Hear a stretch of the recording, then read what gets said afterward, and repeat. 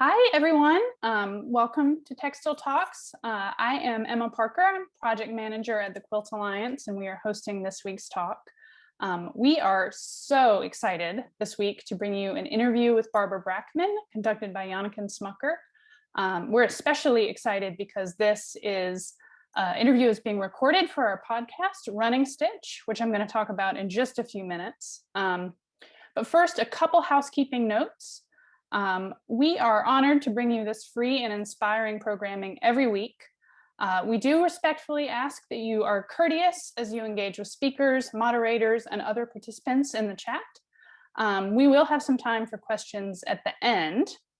So if you will use the Q&A function for any questions you have for Barbara or for Janneken, and otherwise they kind of get lost in the chat window. You can use the chat box for greetings and to say hi to other attendees and participants, and a survey for commentary or ways we can improve in the future.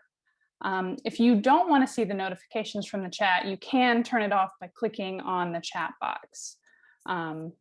So Textile Talks is a collaborative effort. It's free between these organizations that you see on the screen. And that work is supported by a number of generous sponsors. These companies really do care about supporting conversations and celebration of textiles, and we really hope that you will support them in turn if you have a choice to do so. So we are really, I know I already said this, but we're so excited to give you a little peek behind the scenes at the making of our podcast, Running Stitch. Running Stitch is a free podcast from the Quilt Alliance that we created to showcase a few of the 1,200 interviews with quilt makers that we have recorded since 1999 as part of the QSOS Quilters Save Our Stories project. If you've watched previous Textile Talks, you've heard us talk about this project.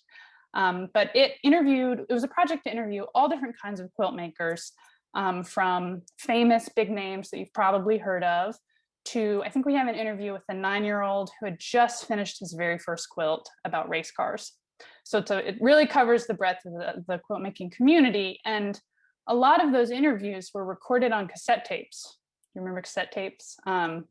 So those were recently digitized by our partners at the Louis B. Nunn Center for Oral History at the University of Kentucky. And now that we have those digital files available to us, we wanted a way to easily share them with our community, because it's an amazing wealth of oral histories about quilt making. And some of those interviews have not been heard since they were recorded 20 years ago. In some cases, the quilt makers have really changed drastically the kind of work they're doing. And in other cases, they may be no longer with us. So we were so excited about starting this podcast. And we have 10 episodes available now, including conversations with Ricky Timms. You can see all of our past episodes here, Victoria Finley-Wolf, Thomas Knauer, Linda Pumphrey. And in each episode, Janneken revisits the original maker's interview. Sometimes it's a QSOS interview. Most of the time, there's a handful of other interviews we've done in the past. Or we listen to clips from other quilt makers and reflect on those voices. So we're going to be doing the same today with Barbara Brackman. Barbara was interviewed for the project in 2011, so it's almost exactly 10 years ago. And I don't think the audio has really been heard by anyone since then. So we're going to share a few of the things that she said 10 years ago and see how things have changed or not. And we have got a little bit of a multimedia presentation. So if there's a little lag bringing the audio in, that's my fault, but just hang tight with us.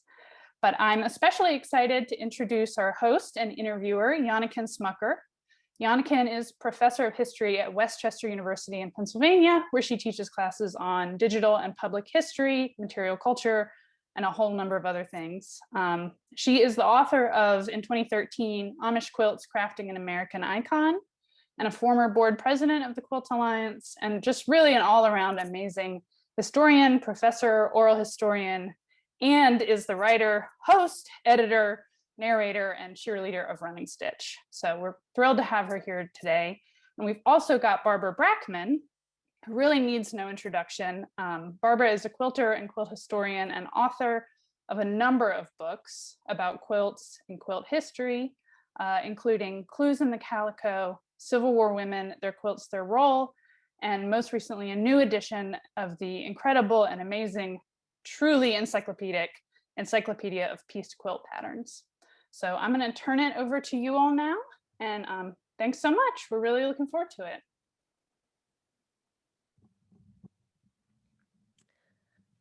Hi, everyone, and welcome. I'm so happy to be here on this edition of Textile Talks, and thanks for that lovely introduction, Emma.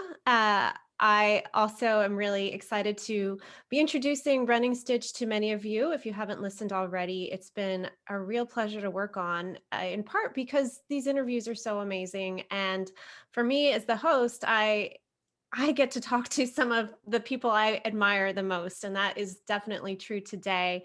I began studying quilts in a formal sense about 20 years ago, and Barbara Brackman was one of the first scholars I learned. And I remember the first time I met her at a meeting of the American Quilt Study Group. It was, totally starstruck. Here's the person behind that Encyclopedia of Piste Quilt Patterns that I was so familiar with and had paged through so many times, and many of her other books since that point as well. So I am grateful that Barbara was able to join us today, and I'm really looking forward to the conversation. So thank you, Barbara, for being here.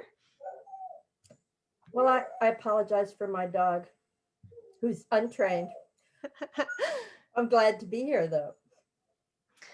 I want to start off our conversation today with a clip from the 2011 interview that Meg Cox conducted with Barbara. This was conducted in front of a smaller audience than we have here today. It was at the MODA headquarters in Dallas. I remember being there while it was taking place. So I heard the interview live at that time, and now have worked with it in its newly digitized form. In fact, one of my students at Westchester University created the index and curated the interview, the version that you can find on the QSOS website.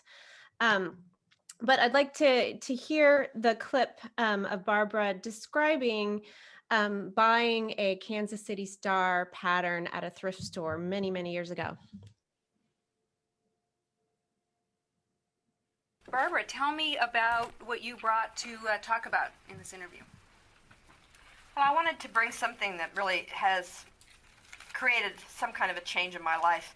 And so I brought just a few Kansas City Star quilt patterns. They're old newsprint from the 1930s. And why I brought them is because I found them in a thrift store when I was probably 20 years old. And I went, ooh, you could make a lot of different quilts if you had enough patterns. And there were probably 50 in this package, and in a plastic bag, and I think I probably paid $0.25.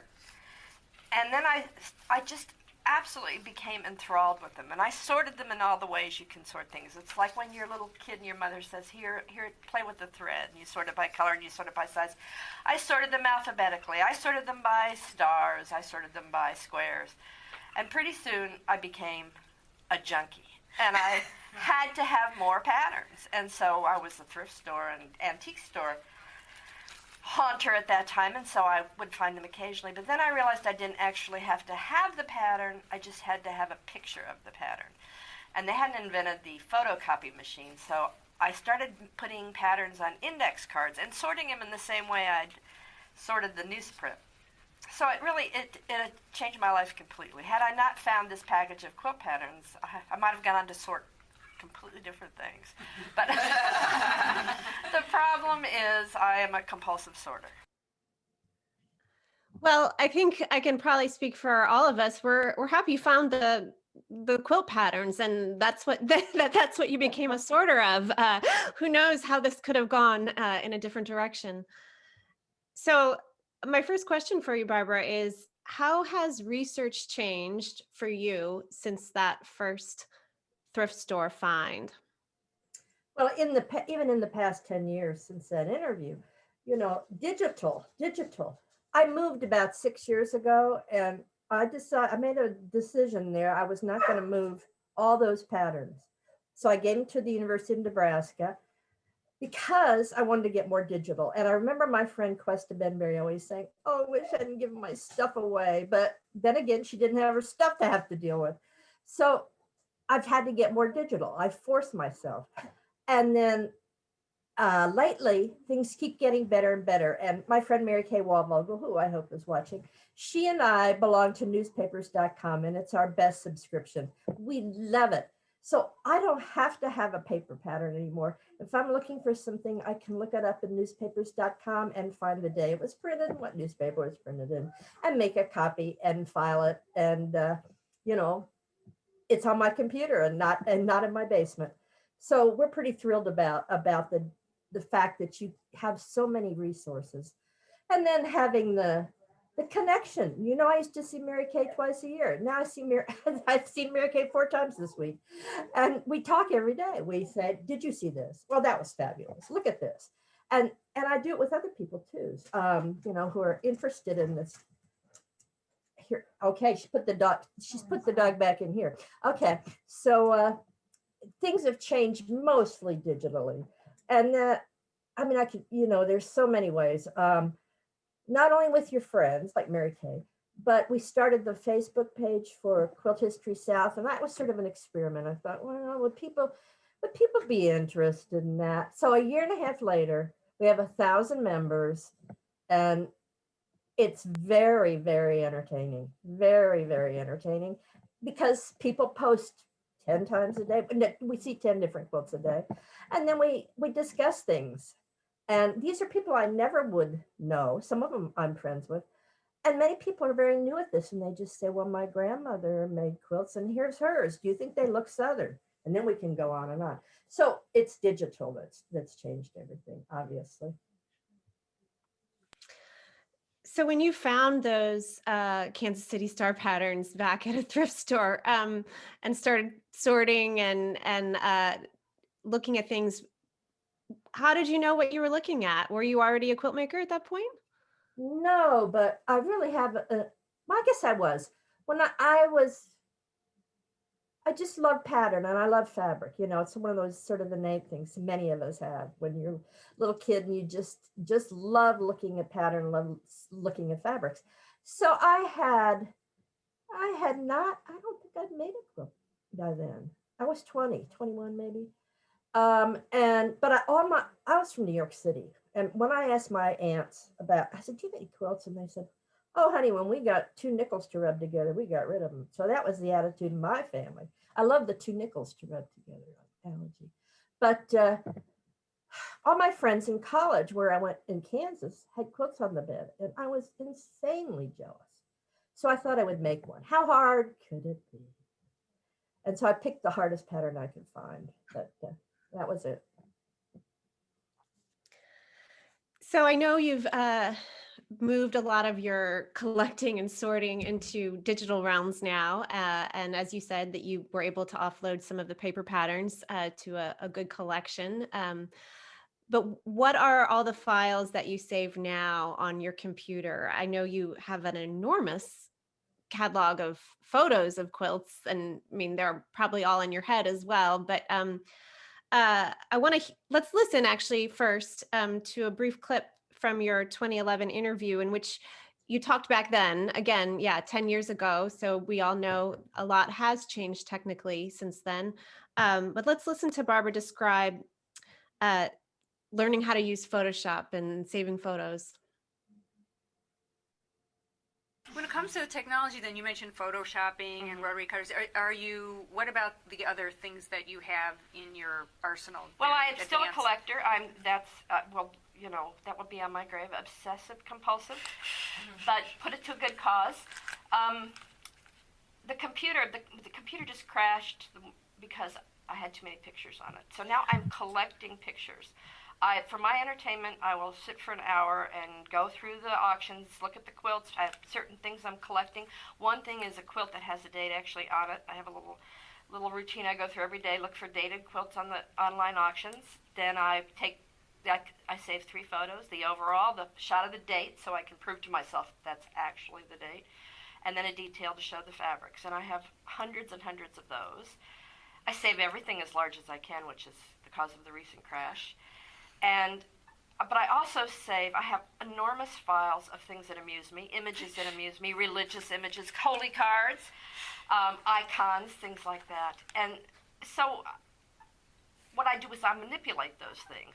And I wanted to learn how to get good at Photoshop for 2 or 3 reasons. One is I would have to sew less if I could really do a convincing mock-up of a quilt. And so that was one of my early intentions.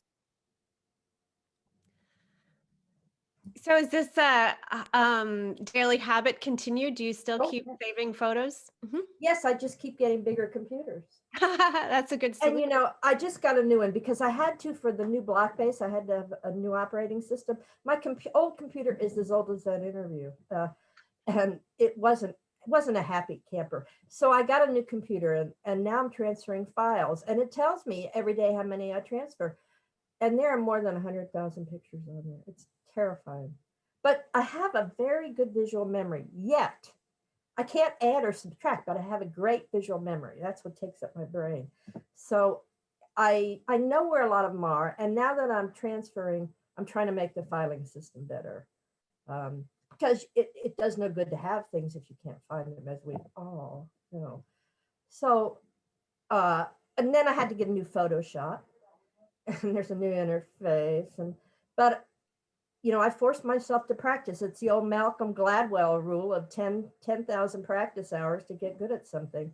And that's one reason I do save these things, is that, and manipulate them, is that I want to get good at this. And it's certainly good for the pattern business that I'm in the fabric business that I'm in. There was a time in the fabric business when I couldn't manipulate a picture at all. And they'd send it to someone in Japan to do that, and it would come back not what I intended. So that's one reason. There's several reasons for my business that I had to get good at Photoshop. How do you, when you have, tens of thousands, hundreds of thousands of images, how do you sort them? Do you have a database, or how do you keep track? No, it's just, the program, the PC, just has a pretty good interface where when I give everything numbers, and I've been doing, so say number 4 is pattern style or quilt style. And then under that is 1, 2, 3, 4, and 1 might be Southern, 2 might be New England, 3 might be New York. So it's all logical. Now, I should have been a librarian, and if I did that for a living every day, I probably would have gone home and painted pictures at night and not done any sorting. But I try to use what I've learned from library science, and having subcategories and decimal points and things like that. And I have to say, I really do enjoy it. There's a new book out on people who are compulsive sorters by one of the Baron Cohen brothers. And he says we're all crazy, but he's one too. I mean, that's why he wrote the book. So it's just quite easy for me to find these things. And I did. One reason it's taking long to transfer from the old computer to the new is that I'm trying to improve the system, trying to improve the numbers. But I do know that I look at a place, I look for something by place. So at the public library, when they shift those books, I can't find anything. I know exactly where they were. And I also look for color. So I do try to color code things. I'm very oriented to color. It's, there's many people like me, and we mostly call them librarians. But then there's people, looking at slides of COVID virus every day and sorting it. I mean, that overwhelms me. I should have been one of those people and put it for the good of mankind, this obsessiveness, but no, quilt patterns. Well, that works for some of us as well. So I've been really fascinated in recent years as the technology, particularly for image recognition, keeps getting better and better. I know of a couple different initiatives that are trying to harness artificial intelligence to read images.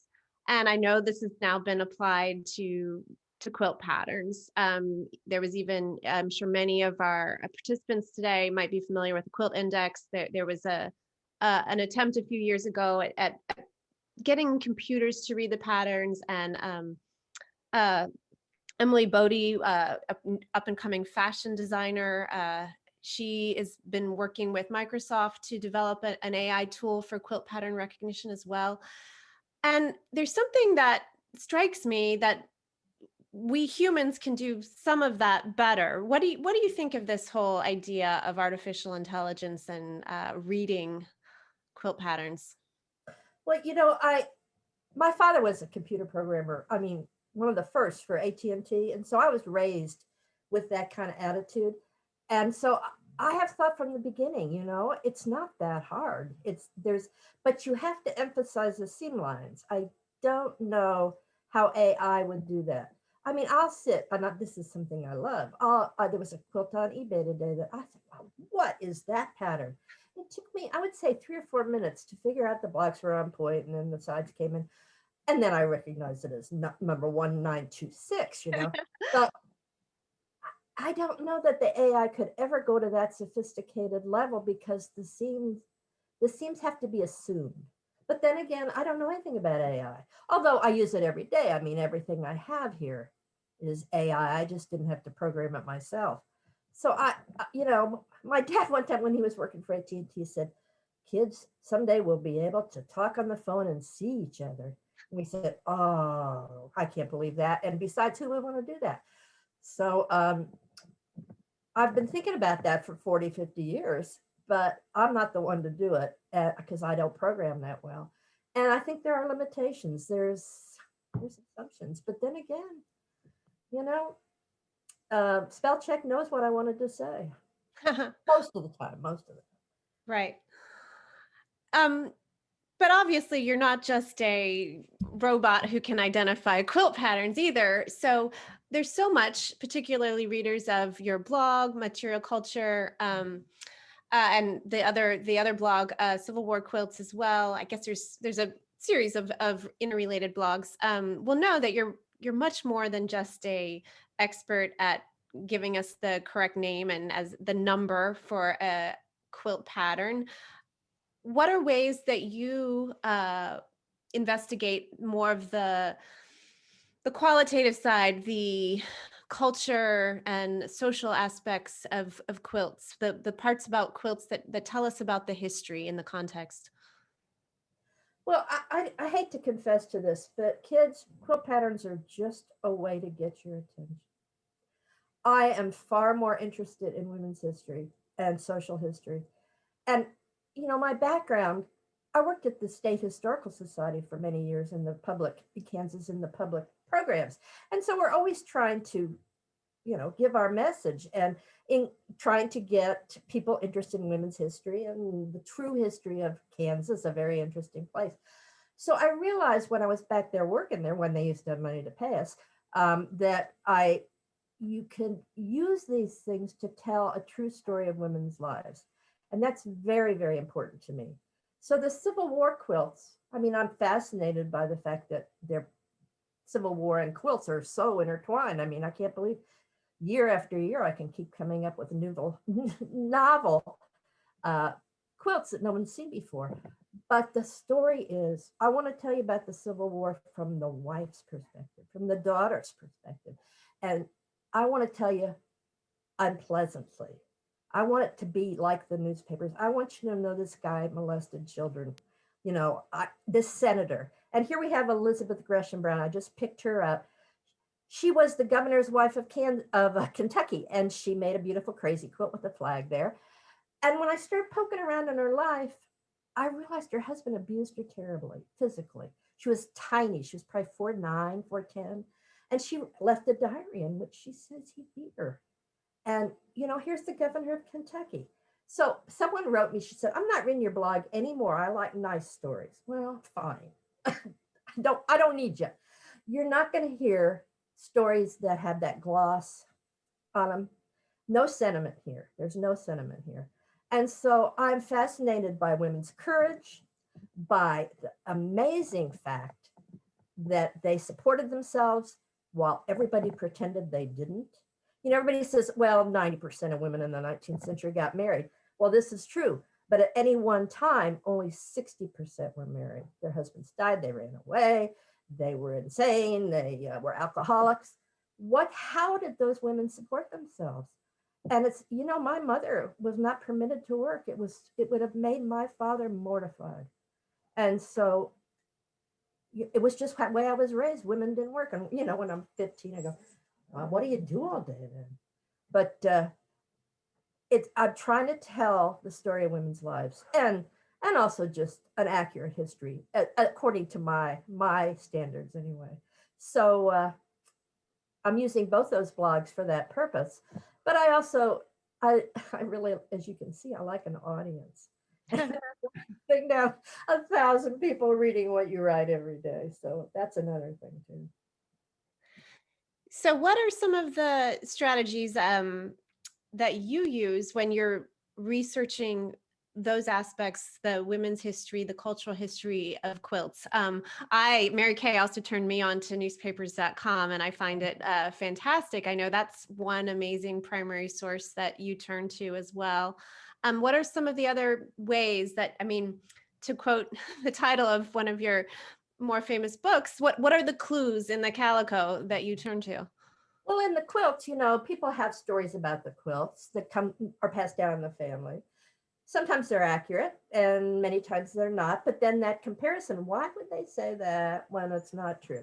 Well, of course, that they have this narrative that's family history that they're trying to promote, and also cultural history.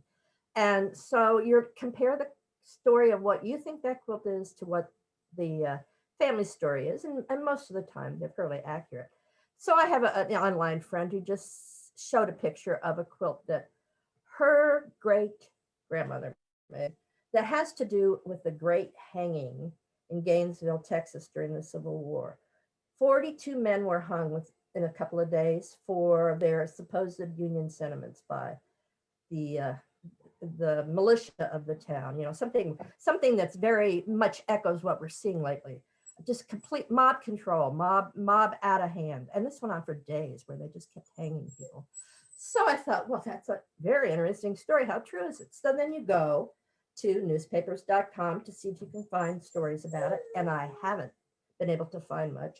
You go to Find a Grave to see which is a great resource, to see, you know, who was born when, and sometimes there will be an obituary attached there. You go to the great Latter-day Saints Family Search, which is free, that you can find people in the census and many other death records and things that will tell you, you know, when she died and what she died of, which sometimes is very interesting. You know, one of the things we never notice because it was kept so quiet is suicide in the 19th century. And I get more and more cynical all the time. He died suddenly, no disease. He was kind of bummed, and then he's dead. And, you know, nothing ever, but so I use my own cynicism here too, and my own experience. As I say, I worked in mental health for many years, and I saw a lot of things that most people who don't work in mental health don't know a thing about, and let's just keep it like that. So I'm trying always to look for the underlying story that, as my mother used to say, nice people don't talk about that, do you? So you're reading between the lines, and not just in the quilt pieces, but also, yeah. Very wrong sometimes. So I do see some questions coming in about the new edition of the Encyclopedia of Piste Quilt Patterns. Can you tell us about what is new in this new edition? Well, this will be the third edition, actually the fourth. The first one was the index cards. Then I photocopied it when they invented the photocopy machine, and punched holes in it and put it in notebooks and sold it. I probably sold 1,000 copies. There's my dear friends Joyce and Cuesta. And everybody said, you know, we would buy that if we could. And so I made this photocopied thing. Then American Quilter Society in 1990 just took my photocopies and made a thick book, and then they stopped publishing books, and so it went out of print, and it sat out of print for quite a while. But at EQ, Penny McMorris and Dean had decided that it would be great to program, and so I let them program it. I kind of knew the idea, but they're great programmers, and so they programmed it. And then operating systems change. It's a real tragedy when an operating system changes. But they do. And so they had to put it out of print because it didn't work with Windows 10 and it didn't work with Macs. So at EQ, they said, well, let's try it again and let's update the operating system. And I said, great, and they did it. I mean, I didn't do any of this. Now I added 150 or 170 new patterns. And I did get to proofread and they had a lot of questions. Why are these two the same? Same pattern, two different numbers. Well, operator error, just, eliminate one. So I did some proofreading, but it was the staff at EQ. And then once we got it all sort of into the idea of the new operating system and new colors, which was my idea. Let's coordinate each page. I said, well, we can redo the book. All we have to do is print out the stuff there. So we did. I mean, I was thrilled. This is a great dream. There's not going to be a 4th edition, kids. I'm 75 years old. So we all have to consider this the definitive edition. Oh, well, I'll leave my copyright to somebody and they can do it. But and of course, the operating system will change again. So Rod says applause to Electric Quilt. Listen, they are fabulous. And it's selling. The thing is, I kept saying, I'm going to bankrupt this company single-handedly. It's sold out. So we had to do a second printing. So there's obviously a lot of people who need 4,000 quilt patterns. That's true. There is just a question that's come in about where someone can buy it now. It is back available in stock again? And you can buy from EQ, or you can ask your local quilt shop, whether it's online or in the store, to buy it. They can retail it. There's certainly a lot of sources, and I would imagine that we'll keep it in print as long as it's profitable. And the operating system on reading hasn't changed, and hopefully won't. So. There's a related question about Clues in the Calico. Is that ever going to be updated, reprinted? Oh dear, more work for me. No, you can buy that digitally. It's still in print digitally. You can buy from AQS. And the great thing about having it digital is you can do a search for a word like crazy. And then it'll, instead of looking at the index in the back, which might have 5 entries for crazy, but not every time the word crazy is mentioned. So I use the digital versions of all these things, the PDFs, because of the search feature. I took Clues in the Calico, which I wrote 1979, I think. And I made, for CNT, I did two new books. One called, America's Printed Fabrics, which was about just an expansion of the 1900s. And then the second was Making History, which was an expansion of the 20th century. So that information is still available in those books. But it's not organized quite the same. And there's certainly more information in the second and third book. So it's still out there. And then Mary Kay and I have been talking about we should do patchwork souvenirs again too. We know so much more. We could go to Find a Grave. And then she just did that yesterday and found out that someone remarried and has a different name. And that's why we could never find her again. So that's what I was wondering. Both Patchwork Souvenirs. I happen to have it right next to me, in fact, which is a book I'm consulting regularly as I work on my current research, Patchwork Souvenirs of the 1933 World's Fair. So this book, Clues in the Calico, other books and projects you've worked on, now that as more and more primary sources become available digitally, as you continue to do research and sort and find photos, do you have new things to add to these books? If you would. I was fired for 3 or 4 years, and it was lovely. It was lovely. I don't know. I just don't know what I'm going to do next. And but as I said before, I'm compulsive, and I have a lot of ideas. I don't know what would happen next, but it's so appealing to go back to that Patchwork Souvenir story, which was that the contest was enormous, put on by Sears for the World's Fair. They offered an outrageously generous prize, and the woman who won it did not make the quilt, but had hired people to do it for her, and did not share a nickel or 2 nickels with the people who made the quilt. Now, this shocked us at the time. Well, what does this do to our whole idea of quilting is sweet and folky and ladies doing it in their leisure? Who would make quilts for money?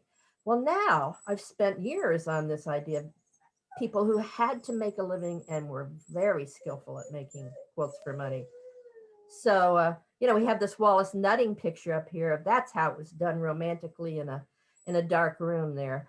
But what I have found, and I had to recalibrate my thinking, which is of course a new operating system, but is that so many of the quilts that were made in the 19th century even were made by people who had family in the fabric business, perhaps an advertisement for the husband's dry goods store. Another thing is so many were made by people who had a business making quilts, quilting quilts, and probably selling patterns. I found quite a bit about stores in the 1850s that sold patterns, hand-drawn, hand-punched patterns that you could put powder through. And so we don't know a thing about this yet. I mean, I just have an idea, and my cynicism is always, she didn't make that just for her artistic interests. She made that because she needed money, or she was smart enough to know it's really going to sell silk at the husband's dry goods store if she has a crazy quilt hanging in. Just like down at Sarah's Fabrics. If you got the model, you'll sell the fabric. So I would, that's someplace we want to go. And then I think we could explore the whole patchwork souvenirs thing much better from the point of view of the women who made the quilt, instead of,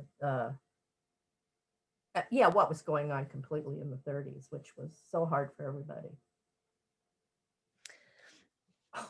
Well, I can't wait to learn more. I mean, that's a topic that fascinates me, this idea of making quilts as part of one's living. I don't know if my mom's on this call or not, but my great grandmother earned her living by quilt marking. So it's always been a fascinating topic to me, because I know that there's many more professionals out there, and particularly during the Great Depression. Everyone was trying to make money however they could. Yes. And a great way, during the Depression, was a great way to make money because there was a revival of interest in them, and there were just some things going on. I just read of a woman in a newspaper who wrote in 1935, maybe she said, every so often I buy 100 pounds of scraps from a local apron company, and then she made quilts with them and sold them. So something I never thought of, apron factories. Oh, that would be good. Yeah. So you've already sort of begun to answer this question without me even posing it. What are some of the other things that have really surprised you the most during your years of researching quilts? Well, we have the New York Beauty slide up there. I think this surprised me very much early on. Once I got to looking at the sources, is that the pattern names we take so for granted, and we can argue about New York Beauty all day, and we do some days, that the pattern names that we have for these things are not what they were called in the 19th century. Often we don't know the names, but then we do. And you can start an argument anywhere by saying it's not a New York Beauty, it's a Polk in the White House. And we're talking about James Polk, excuse me. But James K. Polk in the White House. And one of the great things is with the Quilt Index, they asked people before they told them the name. They said, what do you call it? And the minute you say to someone, it's New York Beauty, they go, well, an official person told me it's New York Beauty. I'm never going to tell anybody again it's James K. Polk in the White House. So that surprised me at first. And I've really pursued that. Now that's my standard. We have a name, but it was probably made up by one of those women who was making a lot of money selling quilts in the 1930s and knew that a romantic name, an exciting name, would sell more patterns. So that's one thing. And the other is the idea of the women's work. What's my next slide? The next slide. I don't remember. Well, the quilt making is a commercial enterprise. And then there might be a third one too. The third thing, oh, that you can, this is recent, that, we have a gut feeling, we call it, but we are connoisseurs. We have seen so many quilts. And, we look at a quilt like the one on the right there and go, it's got to be Southern. But then everybody goes, well, why would you say that? And you go, it's on the right side of your brain and you can't put it into words. Well, I just know it is. I just have this gut feeling. So what I'm trying to do with the Quilt History South Facebook page is to force people to talk about what their gut feelings are. Oh, they fight. But I kind of pester them a little bit, and they can start putting it into words. And I think we really have been able to quantify the Southern style over the past year and a half. I've got a checklist there that I'm going to talk about at AQSG in the study center on Saturday. And I think you could practically almost have artificial intelligence doing it. You could say to himself, is that a half a block on the side? Why are there only 3 blocks? 3 half blocks instead of 4. What happened to the other one? But color, sashing, border, that use of the partial blocks is very, very Southern. So that was my third thing, and that's a fairly recent discovery. Yeah, and I suppose, there's a lot of regionalism. I'm curious if then we can apply this sort of concept to other regional styles. I'm thinking back to that. I think it was in the early 90s, the What's So American About American Quilts symposium. I don't know, you might have been in attendance, but this concept of figuring out what are these regional styles. And I think that's, maybe we could train an AI robot to look at quilts in that fashion, but I think we're going to keep needing humans to a certain extent as well. Well, I've also been working on New York style. I don't have to work on Baltimore style. There are people doing that, but New York style and samplers. And I could tell an AI, it could be easy to program. You say, if there's a cat and a horse, it's from New York. It'd be really easy. That's my message. But New York style, I don't think we're going to see Kansas style. Some places, but places where people live generation after generation. And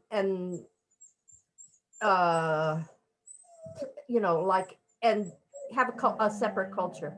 I think we would see more regional style, but Maine style. There's places to explore, but I am working on New York because I wanted to do an album sampler and put a cat in it, cow and a horse.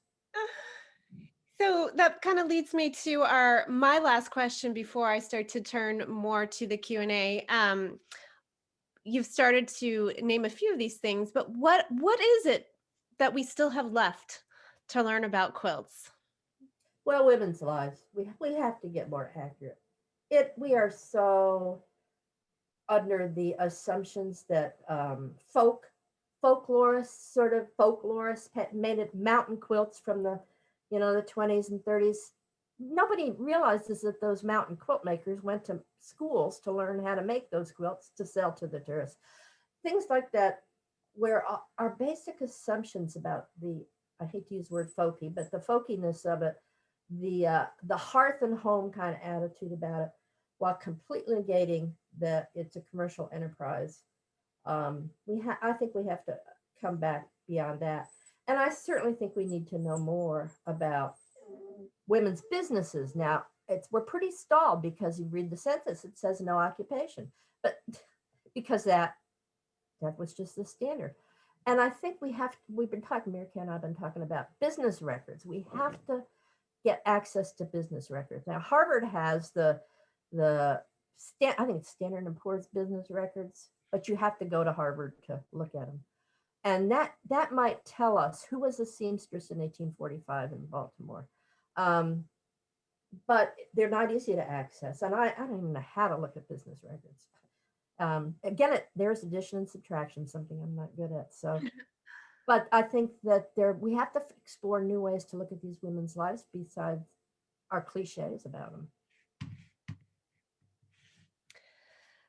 Well, you've definitely been a model to me in how to do that sort of thing. And I hope that as as we continue to research quilts in the subsequent decades, that I'm sure I will continue to turn to Clues in the Calico and Patchwork Souvenirs and some of these other books as I continue to hopefully expand this story of quilts in women's lives in particular. I'm so proud. I am so proud of you, Janneke. So, Thank you.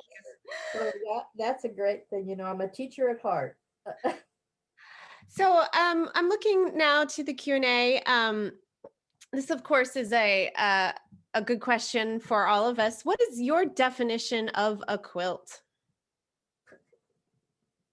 Well, you know, I almost got a PhD in linguistics once. Is a tomato a fruit or a vegetable? Come on, you guys. Definitions are never hard edge, never hard edge. So we call something that's tied a quilt. We'll call, I call tops quilts all the time. That's a quilt behind me. It's a top. Patchwork, but then again, there's whole cloth. It's vague. It's vague. So what's my definition of a quilt?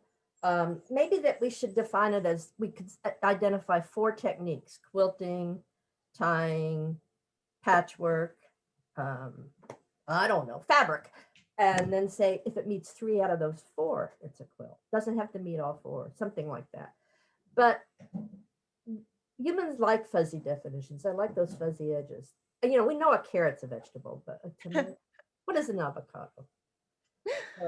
We spent a lot of time on that in linguistics class. This is a great question. Can you tell us about any times in which your work was dismissed because people thought it wasn't worthy of deep study, wasn't significant? I mean, this is something I certainly have faced, even following in your footsteps several decades later. Have you encountered that? I want all the people with a Y chromosome to put their hands over their ears and say, men, do not look at this as important. I have been insulted many, many times. It's getting better. It's getting better as people raised with different values now are in editorial positions. But oh, certainly. And I'm trying to think if anybody's insulted me lately. But then again, I'm fairly much more formidable now than I was when I was 30. So you can say I'm not going to put that in my historical journal. And I go, okay, fine. But it's definitely, we've all been insulted. And, you know, it's that unequal access to respect, I guess.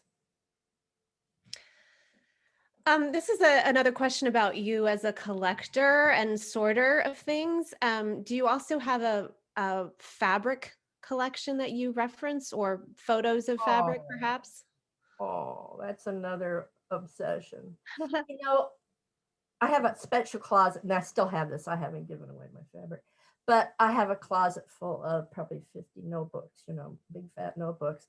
And then my friend Terry Thompson and I used to spend our afternoons just sorting those, like kids sort baseball cards into those plastic holders. I have quite a fabric collection. And then I've been given a lot of fabric. Joyce Gross gave me her fabric collection, which was pretty fabulous. Another compulsive person.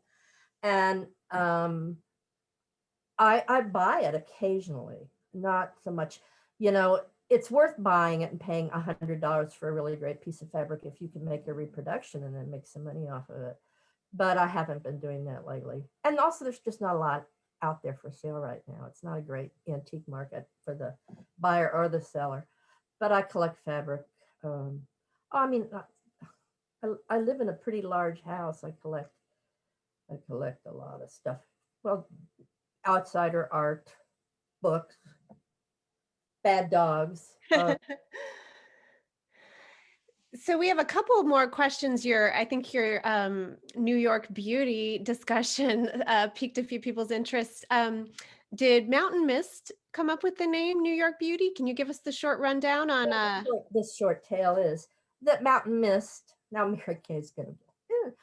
Mary Kay knows this, but Mountain Mist got a young woman in Tennessee, I believe, to collect some folk patterns, you know, things that they thought would sell. And she collected these and sold them or gave them, you know, somehow to Mountain Mist, and she named them. Now, why she called that New York Beauty, we do not know. I mean, everybody in Tennessee called it Rocky Mountain or Railroad Through the. There are many Rocky names because of the points, and then also Crown of Thorns for the religious thing. And I mean, nothing irritates a Southerner more than to have that family quilt be called New York Beauty. But it's definitely it was a name that was put on it. I think honestly, you know, there might have been a reason for that. She might have thought it looked like the Statue of Liberty crown or something. But Yeah, that was a comment here that came. yeah. came in I as mean, you can see some allusions to that, but and the whole thing about poke, Mary Kay and I do everything together. We've been working on poke as a Whig. Polk was a Whig one. No, he was a Democrat. In 1940s in Tennessee, he was the Tennessean who ran successfully for president, and his campaign really used quilts and women too, and material culture for his campaign. And so we found quite a bit of reference to various Polk names and things that have to do with James K. Polk, and particularly in Tennessee, and then they seem to have spread out. We want to know about the quilt behind you, or the top, as you mentioned. It's not really a quilt. Your virtual background. Yeah. I bought this in Wichita probably 40 years ago. It's just a top. It is full of what I call neon prints, what they call black novelty prints. It's from about 1910, but I had never seen those prints before. And I think you often see them more in New England and Pennsylvania. You see a lot of these in Pennsylvania. And I thought, my God, this is from Mars. So I took it to the Museum of American Textile History in Massachusetts when it was still there. And I took it to Diane Affleck, and she said, oh, I got a book of those. And she showed me. So that was a real experience to find those. And we did reproduce these once. And then again, this is interesting from a quilt pattern viewpoint, because the block is plain. The block is the print, and the sashing is the white star. So look at that the center of the white star, that's the cornerstone, and those little points are in the sashing. So I do love this quilt, and I see it has a big wrinkle in it because it's been folded up for too long. So I've hung it up here for 2 weeks and trying to get it to ease that wrinkle out, but it's got to go because there's too much sun in this room. It has some of the pieces, particularly the green solids, have totally faded since I bought it. I remember when they were green and now they're brown. So this is we can't expect you to give the full lengthy answer. Well, I'll refer people to Clues in the Calico for that. But can you give us a brief primer on how you physically date the fabric that you find in an old quilt? Well, fabric, if it's a print, comes in and out of fashion. Fashion, fashion. It dictates what you wear, and fabric comes, it might last for 10 years, it might last for 30, but it does get old hat. And so that's the thing we rely on. Plus, technology changes all the time. And we could just take one thing like turkey red. It's very hard to get a really good, fast red in cotton, as you all know, because your reds will bleed. And so when they, in Scotland and England, when they started, and France, getting ideas in fabric from the Middle East about 1790, that turkey red technology appeared, and it was new, it was novel, it was what people wanted.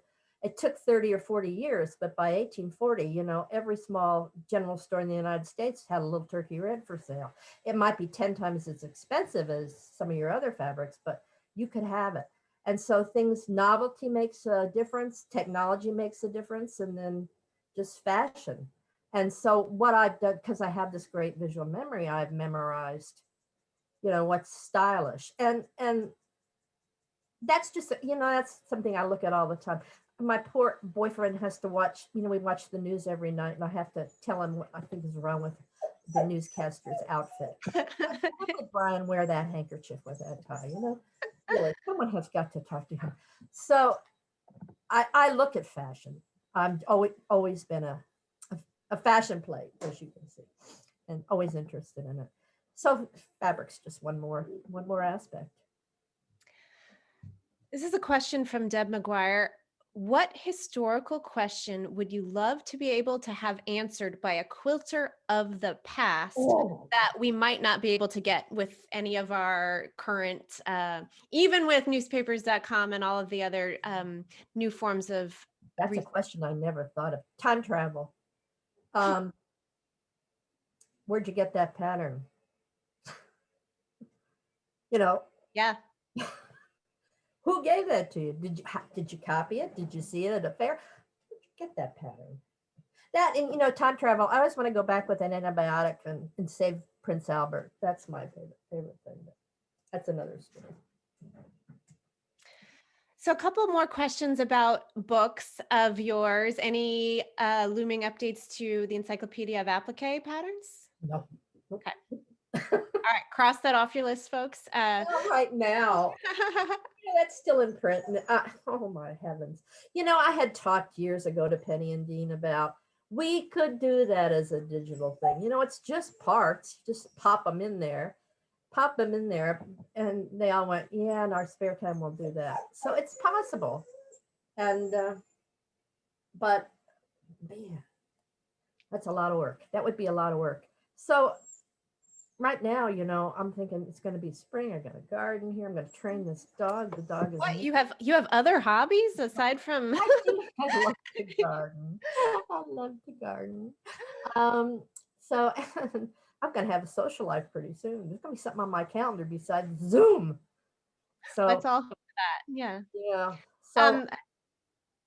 So no plans for application, No, but it's still in no. print. So yeah, you can find that in print still. Yeah.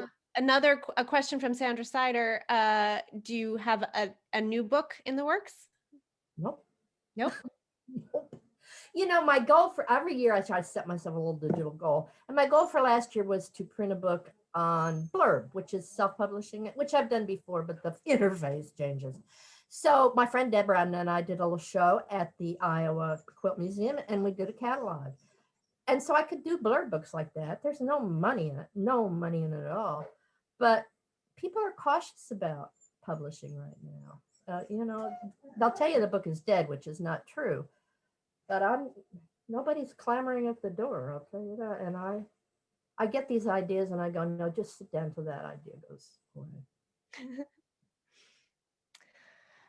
So to finish up, we have this is a nice, broad, open-ended question. What's your favorite quilt style? Well, right now I'm so totally into those Southern quilts. I mean, I'd love to make a quilt in which I cut the blocks in half, left them on the side, and then just used all solid colors, you know, and I have been looking at the way they quilt, and I tried because I still hand quilt to entertain myself, and tried some of their patterns that are so interesting, but I need thicker batting. That's the answer.